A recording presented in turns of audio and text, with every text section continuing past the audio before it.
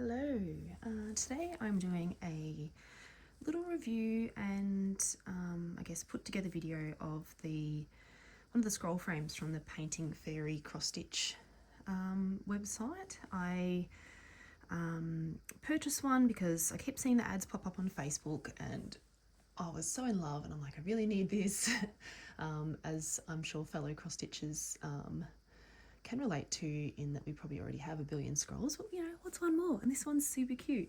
So yeah, I purchased one. I was a little bit hesitant at first because, you know, you see new ads pop on Facebook. There were a lot of AI images in the website itself, which obviously doesn't give good feelings of, like, you know, legitimacy, but I was like, you know what, I'll give it a go. The prices seemed fairly good, again, maybe too good to be true, but at the same time I was like, oh well, give it a crack, see what happens. And I'm very pleased to announce that yes, legitimate, and very pleasantly surprised with the quality, and the colour is gorgeous, the make is wonderful, really sturdy, all round fantastic. So yeah, I thought I'd just dive in and do a little bit about my thoughts and like how to assemble the frame as well, just for those who might have come here looking on how to do that one, and go from there.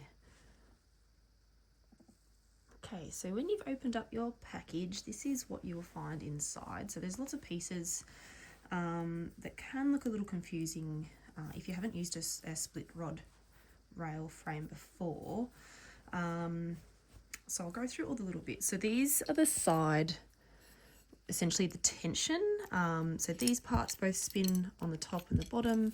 You can make them quite like longer that way, which is what makes the fabric nice and tight. It has these little pins on the side that you can remove. There's a little like a ball bearing in there, which just helps stop it from falling out easily. I'll show you how to use those in a second. So you have one for each side. These long bars go on the top and the bottom, and that's where you put your fabric in, and then the rod, and then you pop it in these little holes of these retentioners. This is the rod, essentially, which keeps the fabric nice and taut and in place within the side ones. This little tool helps the fabric getting in, so like when you pop the fabric in, you just like run it down there like that, just to, you know, essentially poke it in the hole before you put your rod in. It will come with a roll of tape, and this goes around the outside of your fabric if you need it, say if your fabric isn't overlocked, just to stop fraying. I haven't used that yet, but really cool little inclusion. And these are just little caps that go over the end, just to stop anything grabbing on the corners. And also the holes in them, you can, you know, move the rods in and out as well if you need to use them while they're on. So that's just a little rundown of the parts, and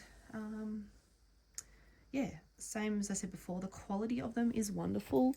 So just see if you can see it on the camera. They're all aluminium, so they're really high quality. They're, I believe, powder coated paint, so the paint's not going to chip. They feel wonderful. They're quite heavy, so it depends on what kind of system you want to use to hold it. So whether you're just going to have it on your lap or on the side, or in another frame itself. But yeah, really happy with the quality of the material used and the paint as well. So really good bonus points for that. So this is the pink color. It does come in 6 different colors, so I was tossing up between the purple and the pink, but the pink one is this time, so I might get another one in a different size at a later date. But yeah, it's kind of like a dusty sort of rose pink, which is really sweet. Also, before I get into putting it together, this is some of the Aida that they have on their website as well. They've actually got that on like super special at the moment. So essentially they're selling it for really cheap so people can basically sample it.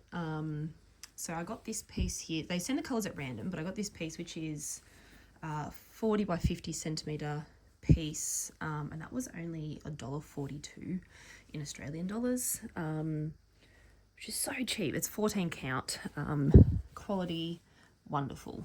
Really, really lovely. It's got a really cool dye effect on it. And yeah, highly recommend. Really, really good. I was skeptical again ordering because I was like, you know, is it going to be really stiff? You know how sometimes you get them and they're horrible. But no, this is wonderful and really, really cool colour. They've also had this one here, which is a 50 by 70 centimetre piece. Again, colour is just sent at random. This was $2.86 for that giant piece. 14 count. Really cool dyed effect on it. This does have overlocking around some of the sides, which is cool. This one as well.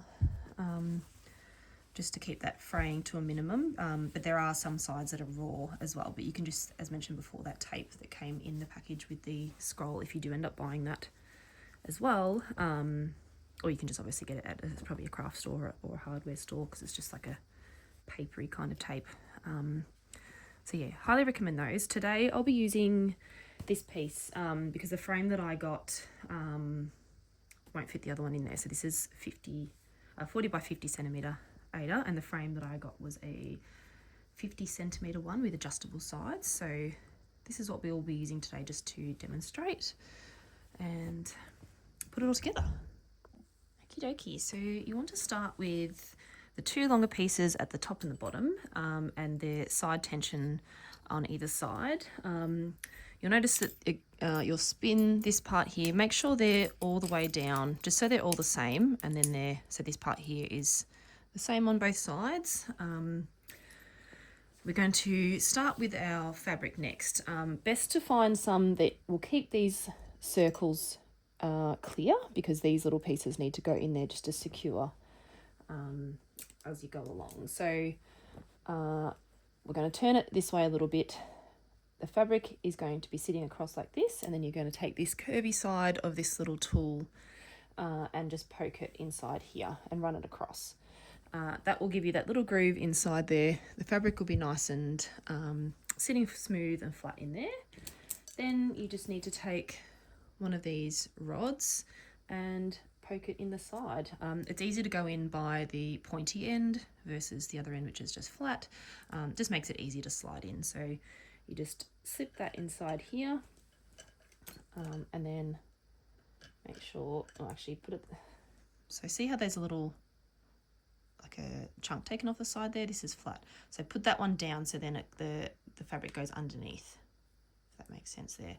So go across like that. In there.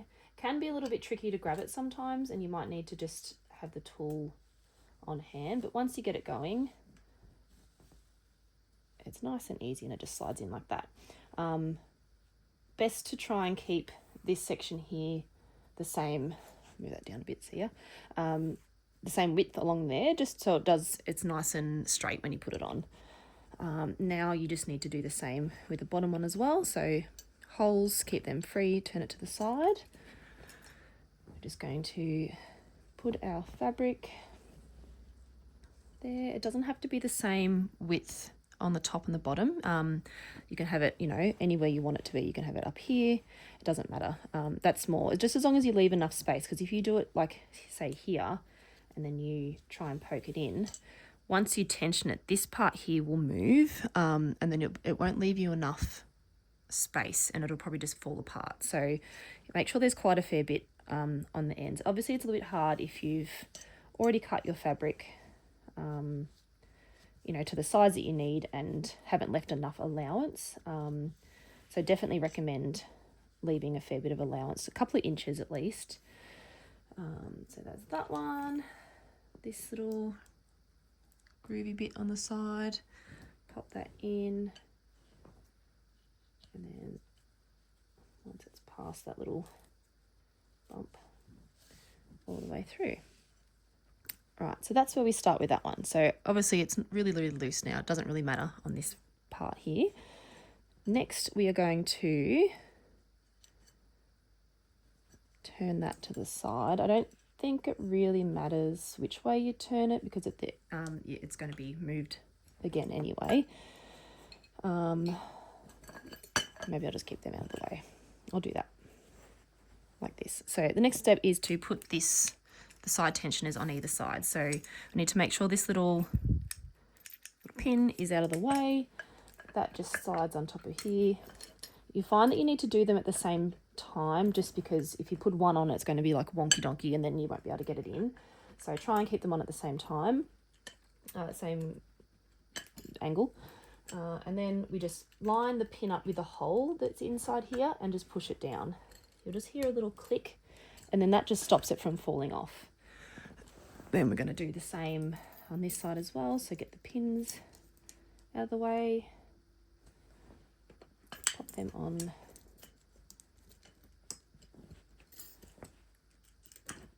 Like that, and then pin into the hole. So now that we've got the frame assembled, you can obviously see that the fabric is still quite loose.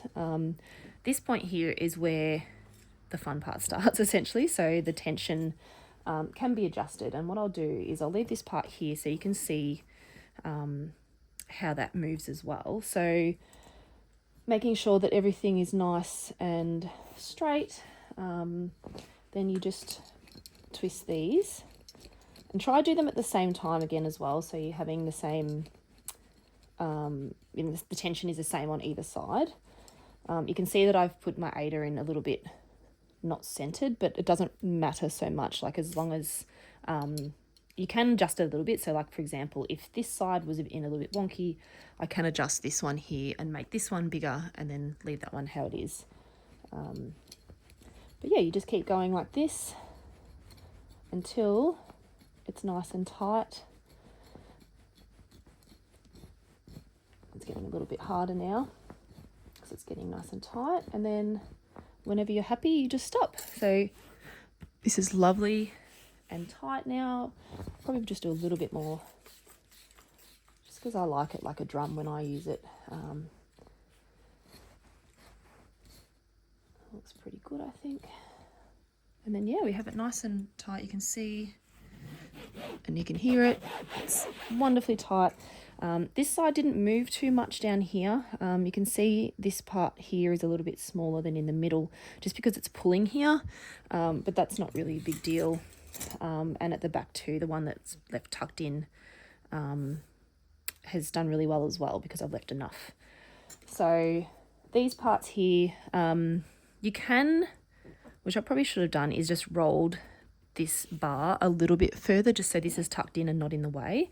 But for example, in this case, you can use this side to stitch from here and have that down. When I stitch with a frame, I like to have the fabric going down like this and having this lip, because then I find that if I do drop my needle, it just goes into here and it's not going to fall on my lap. Sometimes I'll stick my phone on it just to have it here while I'm stitching over here, for example. You also probably find too that you're less likely to get your work dirty too if that's wrapped up and the front is like tucked into here. So there's that option. And essentially that's it. So you finish off with just these little caps. They're not super great, these things. I don't really think I will bother using them. But the ends of here, because it is just the cut aluminium, it's a little bit sharp. It's not like you wouldn't, I mean, if you push really hard, you'd cut yourself, but I don't think you would. So they're just to protect those sharp edges. And that hole also still allows for that rod inside there if you need to insert that, but you can just move it around. It doesn't really matter. And they just go on, so that rod's sort of poking out a little bit there, but because it's tight, it's not going to move. Near the clips just go on. Oops.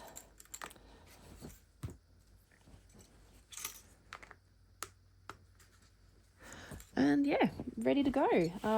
Like I said, you can do either way. You can stitch on this way and have the fabric tucked under. Obviously, you just need to be mindful of not stitching the Aida or the fabric when you're actually coming up and not looking from the back.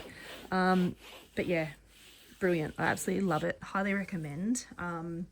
So this frame I purchased, the listing says scroll frame with adjustable width, fixed width of 50 centimeters. So that's across, and then these the side tension adjusters go from 18 to 28 centimeters. So there's quite a fair bit of leeway on that, which is fantastic. They do have larger frames, which I believe got to 110 centimeters, and then you can just, you know, so say this top rod will be 110, and then these side tensioners you can just put wherever you need it. And I think personally for me that would be fantastic, because I like to work on bigger pieces and full coverage. However, it's very long, and you know, if you're like strapped for space, and obviously the weight of it and everything like that. So that's why I started with this smaller one,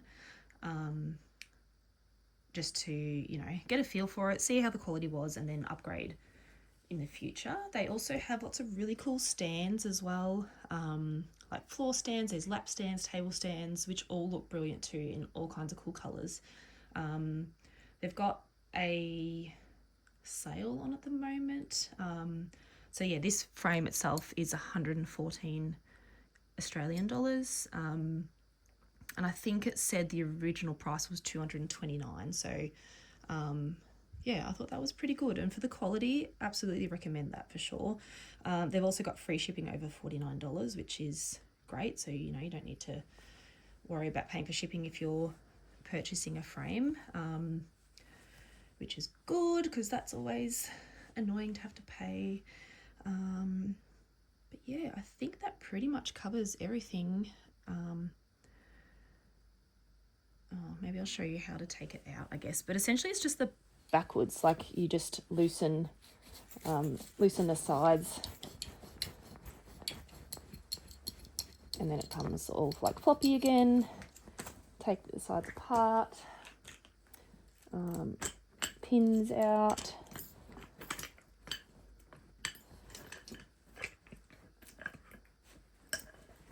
Obviously a lot quicker to take apart. Little rods come out, and that is it.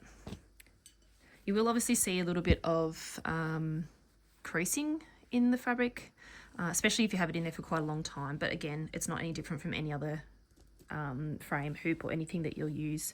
I think because this is so wide, and like the rod isn't